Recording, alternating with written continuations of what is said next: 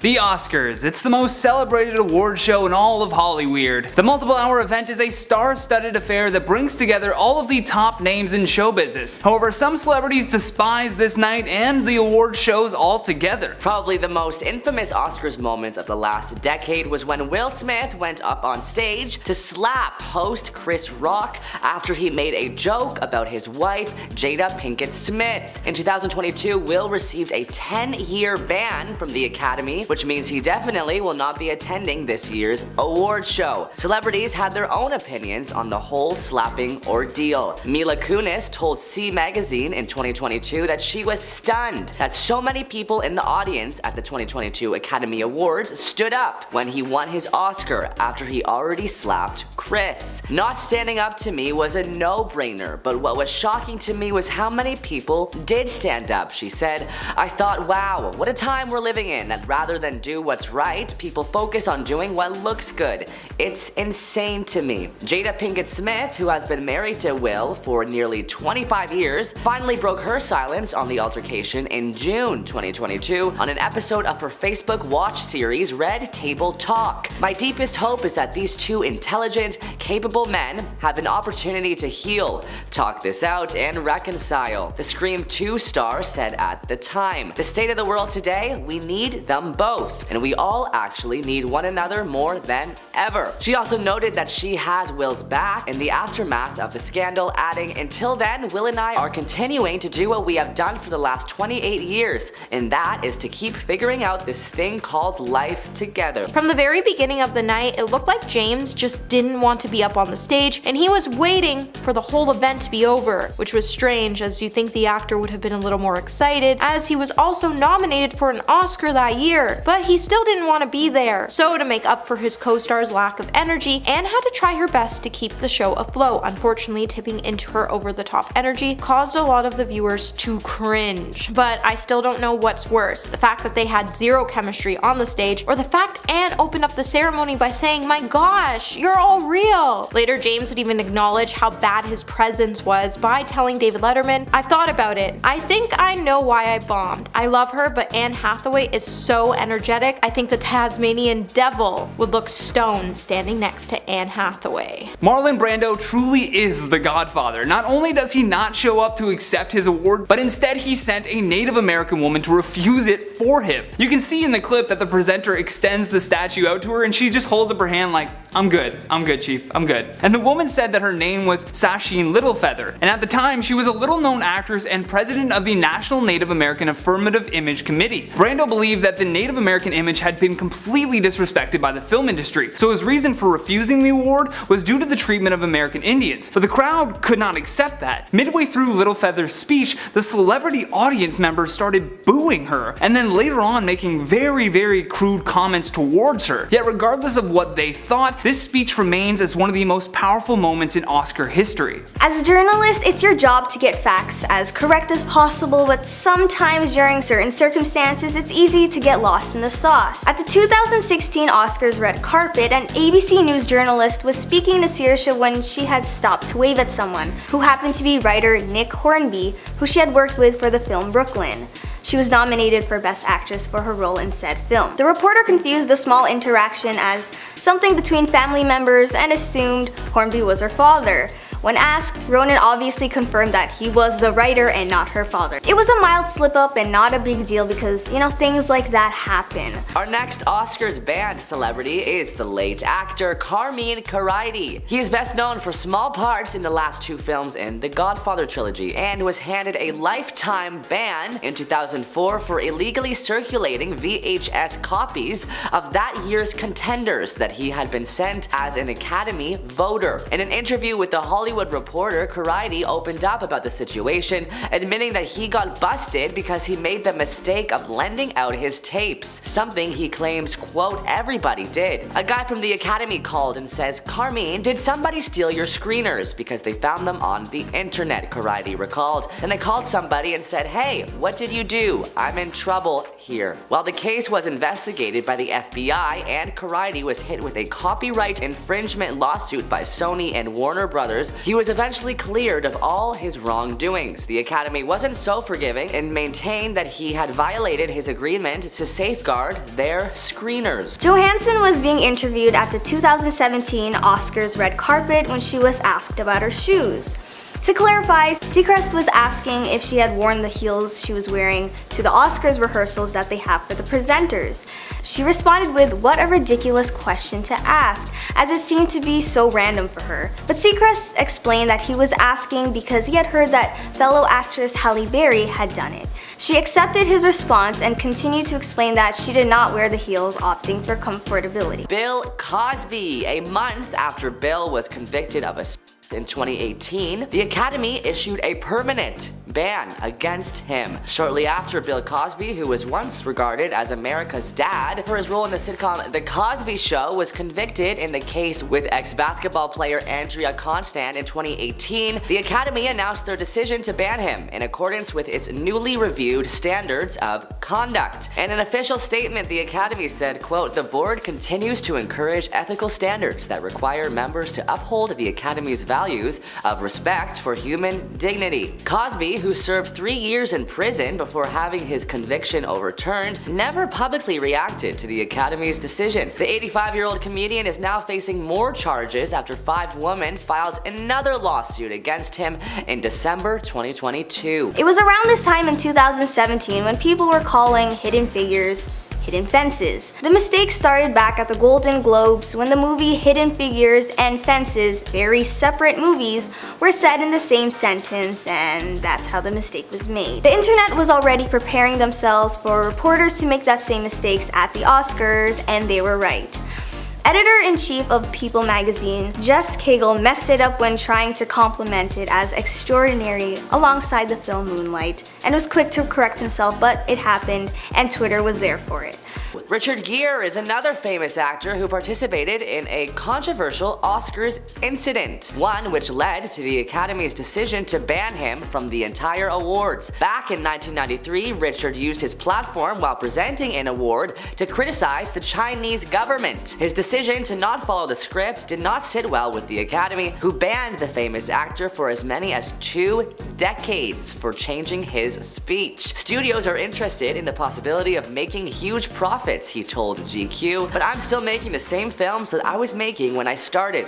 Small, interesting, character-driven, and narrative-driven stories. It has not impacted my life at all. Richard returned to the Oscars in 2013 when he joked by telling Huffington Post that apparently, "I've been rehabilitated. It seems if you stay around long enough, they forget that they have banned you." So imagine you're at the Oscars and your idol is there. What do? Would you wait until they're within your closest vicinity, or do you seek them out? Tiffany Haddish was a woman on a mission as she wanted to greet Meryl Streep. In a video taken at the 90th Academy Awards, you can see Haddish waiting outside of the rope that was meant for the designated red carpet. With Streep just meters away, she probably contemplated her options before just going for it and climbing over the rope. I forgot to mention she was in a beautiful long gown as well, so to be able to witness that in real time must have been hilarious. Streep was seemingly preoccupied as Haddish steps in and literally blocks her path. The two make eye contact and they hug while exchanging words that are hard to make out. But nevertheless, Haddish got to have her chance with Streep and it was everything. I know some people would think this to be rude, which is why I included it, but hey, you do it too. Taylor Swift will likely not be attending this year's Oscars despite being asked to join the Academy last year, alongside fellow singer The Weeknd. Taylor has an Eras Tour performance in Singapore on March 9th, the day before this year's Academy Awards. And that would be a very long flight and quick turnaround to make it in time. Recent Taylor Swift news includes an NFL player alleging she got enemy Kanye West kicked out of the Super Bowl 2 weeks ago. During the 2024 Super Bowl, Taylor Swift appeared on TV more than some of the players as the cameras kept cutting to her in her suite, filled with friends and the family of her boyfriend Travis Kelce, who was playing on the field. Plenty of other celebs were in attendance as well, including her rival Kanye West. According to a famous football player, the pop and country singer may have requested that the hip-hop musician be removed from the game entirely. One-time NFL player Brandon Brandon Marshall stated in his podcast Paper Route that Taylor may have been the reason that Kanye left the Super Bowl. Marshall tells an odd story on the latest episode of his series, one which even his co-host had not heard, explaining what happened between the two stars according to him, that is. So Kanye West pulls up to the Super Bowl. Kanye West buys a ticket right in front of Taylor Swift's booth, Marshall said on Paper Route. He also said that the rapper may have done so to make sure that anytime they were going to be showing Taylor on camera, Kanye's face was going to be there instead. Marshall went on to explain that Kanye had a mask on, which he called typical Kanye. The former football player then guessed that based on West's appearance, Taylor Swift gets angry. He then added, without seemingly any confirmation that the Grammy winner makes a call or two, everyone's involved, before adding that Kanye then gets kicked out of the stadium after her call. Cohen arrived at the red carpet dressed head to toe in his costume for his character, Admiral General Aladdin. He arrived with staff personnel, 2 women who were obviously paid actors, and a cremation urn. Aside from his outfit, he was also completely in character too. You know, that method acting really helping him out here. He was being interviewed by Ryan Seacrest, and Seacrest played into the bit as well. As he explained why he brought the urn, he inconspicuously lifted it and let it spill all over Seacrest. Clearly, it was a setup, probably some sort of marketing strategy from the movie's team. Now back to the Oscars. Jennifer Lawrence has been banned from the Oscars for her 2013 tripping on her dress moment. Just kidding, but it was incredibly embarrassing. When accepting her Oscar for Silver Linings Playbook, she tripped over her dress on the stage stairs on the way up to collect her award. In typical Jennifer Lawrence style, she laughed about it all before falling over on the red carpet the next year. In an interview with W Magazine, she says, I was at the Oscars waiting to hear if my name was called, and I kept thinking, cakewalk, cakewalk, cakewalk. I thought, why is cakewalk stuck in my head? And then as I started to walk up the stairs and the fabric from my dress tucked under my feet, I realized my stylist had told me cakewalk, cakewalk, cakewalk. You're supposed to kick the dress out while you walk, and I totally forgot because I was thinking about cake, and that is why I fell. She looked stunning in her custom-made green gown when a reporter asked if she had done a costume change. Perhaps slightly put off by the term costume, Haddish goes off to explain that it was not a costume but a luxury Dolce & Gabbana gown. The reality of the awkwardness sets in as the reporter tries to stealthily move on, but Haddish wants to reaffirm herself. She continues saying, it's called an evening gown, darling. Watching the clip, you can tell the reporter regrets everything as she continues to play cool and admits defeat, but the damage was done and Haddish was not. She explained that the dress was paid by herself and that was what success looked like. Another Oscars moment that raised concern was when the wrong movie was named Best Picture. When Faye Dunaway and Warren Beatty announced the winner for Best Picture, they mistakenly said it was La La Land. But it was in fact Moonlight that had won. In a supremely cringe-inducing moment, Beatty was pushed aside as the correct slip of paper was brandished at the cameras desperately. It turns out Beatty had been given the Best Actress envelope instead of the Best Picture envelope, and Emma Stone won for La La Land. Hence the awkward mix-up. Like I said, the hustle and bustle of these types of events are the partial reasons why reporters tend to mess things up. And it's fine, we're all human here, which is why I think E! News reporter Zuri Hall can back me up on that statement. She arrived at the 2017 Oscars red carpet in a beautiful sheer and feathery dress. Perhaps it was so beautiful she ended up forgetting who actually designed it. Is it disrespectful to forget the name of the designer? I think it's an honest mistake, but that doesn't take away the minor embarrassment she probably felt while that was televised across national television. When Angelina Jolie won the Best Supporting Actress Oscar in 2000 for her role in Girl Interrupted, she caught the attention of viewers around the world when she kissed her brother. That's right, her biological brother, on the lips. Angelina's mom, Marshaline's close friend, who helped take care of the actress as a child, has opened up about the whole event, claiming it was nothing more than sisterly love. The day she kissed Jamie at the Oscars, she says it was the first day that their mom was treated for cancer. They left the hospital together and got ready together, she told Radar Online. No one in the world knew that they spent the day in the hospital. It was like, look where we are at now. But the world saw something It was meant to be, here we are. They only ever had each other, they had a very tight relationship with each other and their mother. Momoa and his wife showed up to the 2019 Oscar Awards when it happened. When they were interviewed by model Ashley Graham, she requested that he give her a haka move. Haka refers to the many ceremonial dances from the Maori people. Momoa is immediately hesitant and it doesn't go unnoticed by Graham as she eggs him on to do it. Bonet is clearly unimpressed, offering some type of explanation that you can't hear what she's saying. But her husband cuts it off and gives Graham what she wants. The internet was not happy with this exchange. One user called her corny while many others said that she was disrespecting his culture as he is from Hawaii and not New Zealand, where the Maori culture originates. At least he's familiar with some of the customs though, as he explained in a completely separate interview unrelated to the Oscars that his family's roots go back and forth from Hawaii and New Zealand at some point.